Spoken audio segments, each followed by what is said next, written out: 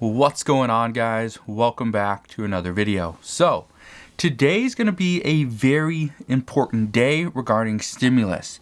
We know that the Senate, they finished up reading that 628 page bill earlier this morning. It was roughly 2 a.m. Eastern Standard Time. So this now opens the door for the vote-a-rama sometime later on today.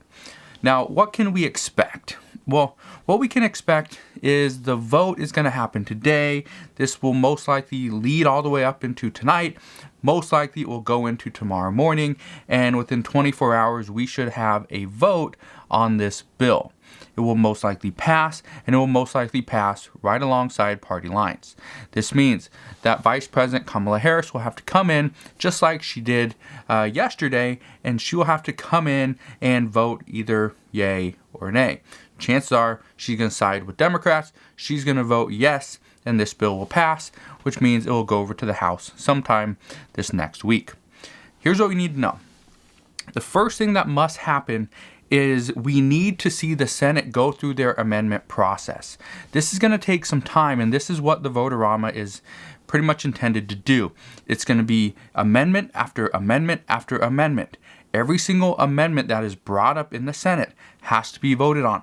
This is one of the reasons why some say if we see another 800 amendments, not every single one will get voted on. Some are going to be repetitive. Some are going to be pretty much the exact same thing that somebody else proposes. But we could see votes on, let's say, 25, maybe even 50 different amendments.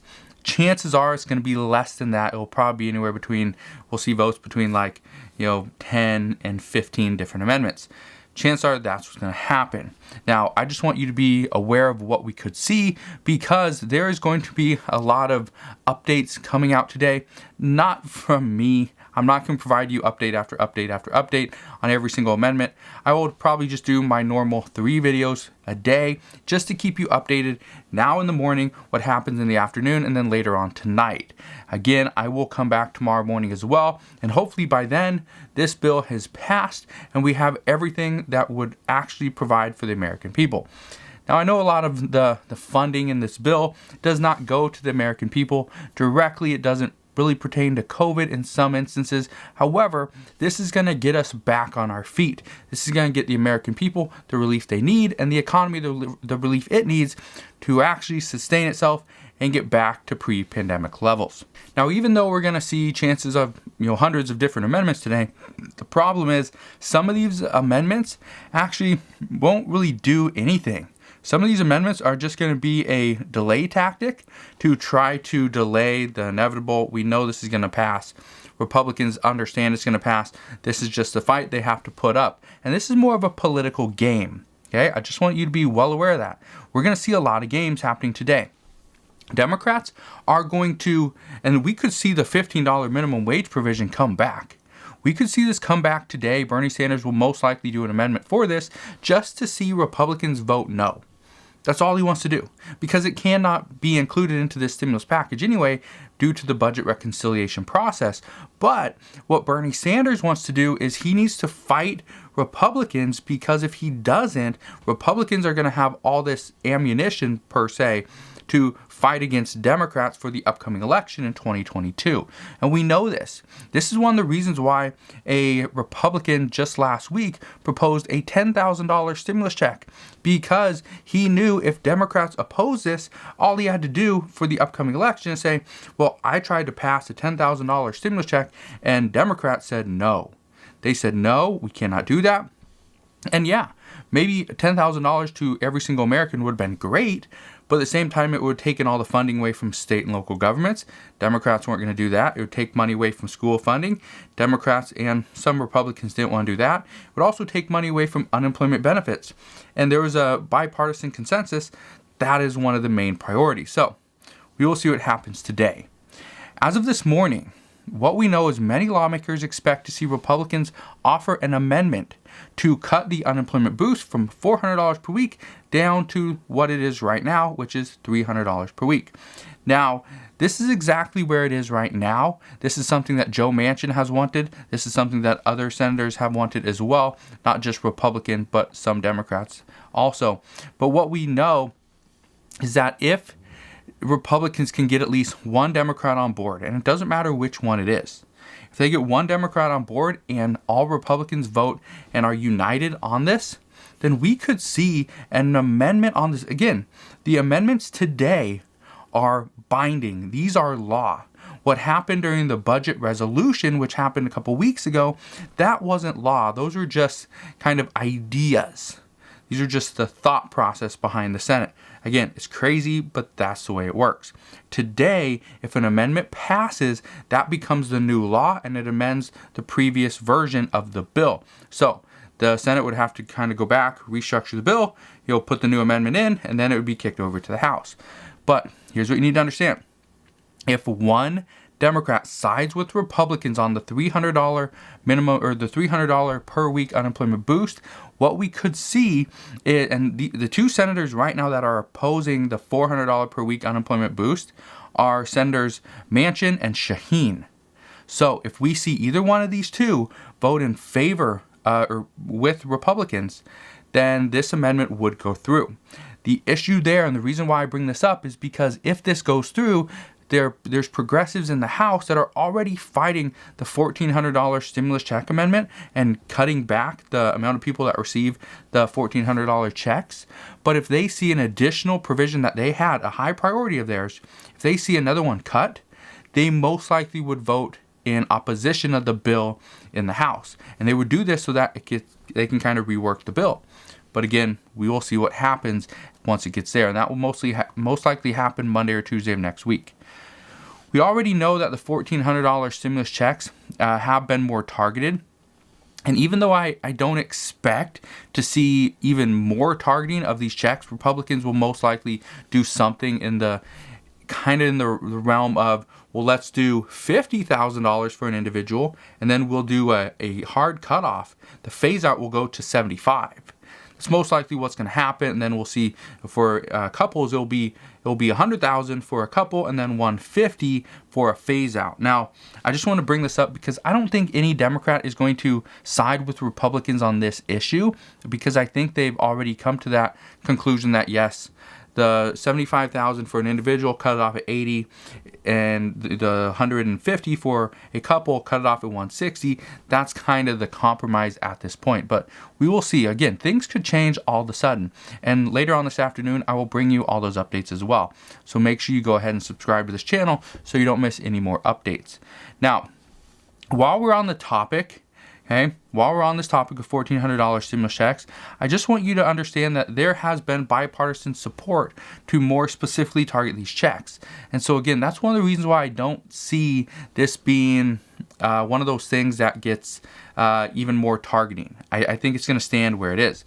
The issue right now is that people, and this is one of the issues from Republicans, and they've been saying this for a while, is that people are not filing their 2020 federal income tax returns yet because they are worried that they could be cut out of the $1,400 stimulus checks. This is what I warned you guys about over a month ago, that if you saw a decrease in income from 2019 to 2020, do your filing. You'll file your income taxes quickly so that you can get your stimulus check as soon as possible. But then I warned people, if you had an increase in income from 2019 to 2020, and there's a chance that you might not get a stimulus check, I would say just wait until we get closer to the April 15th deadline and then file at that point. Again, I'm not trying to give you tax advice. I'm just trying to explain what you could potentially lose if you file too early and the stimulus checks aren't being sent out yet. Now, here's what you need to understand. The IRS says they will go off either 2019 or 2020 if they have it, whichever is the most current. Well, if the majority of Americans do not file in 2020 for the 2020 tax return yet, then the IRS has only one option: go off of 2019. Well, the issue there, and this is what Republicans are saying, is that waiting until after April 15th to start sending out these checks, so at least now we know, did somebody actually see an increase in income?